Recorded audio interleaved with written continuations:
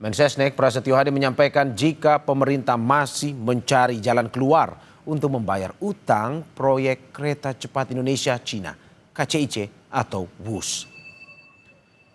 Usai mengikuti ratas di Kertanegara bersama Presiden dan Wakil Presiden, Mensesnek menyampaikan jika tidak ada pembahasan mengenai WUS dalam ratas tersebut.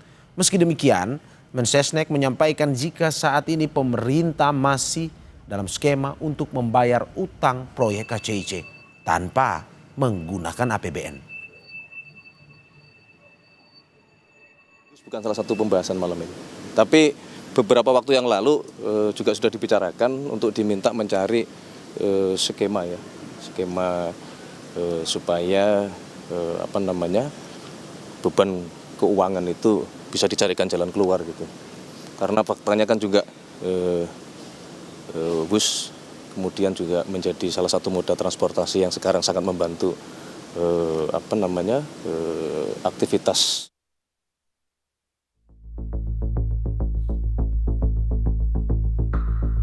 Menteri Keuangan Purbaya Yudi Sadewa menolak agar APBN ikut menanggung beban utang proyek kereta cepat Indonesia-Cina (KCIC) yang dinamai WUS.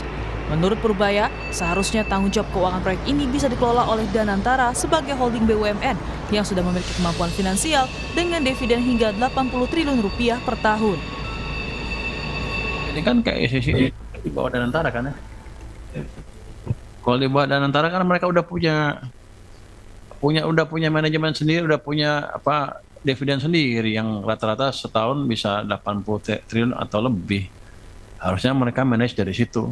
Jangan ke kita lagi, karena kan kalau enggak ya semuanya ke kita lagi, termasuk dividennya. Jadi ini kan mau dipisahin swasta sama government. Ya jangan kalau enak swasta, kalau nggak enak government. Saya pikir begitu ya Pak.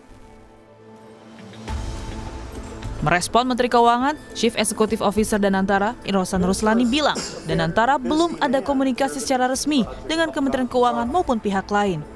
Saat ini Danantara tengah fokus melakukan evaluasi terhadap proyek tersebut.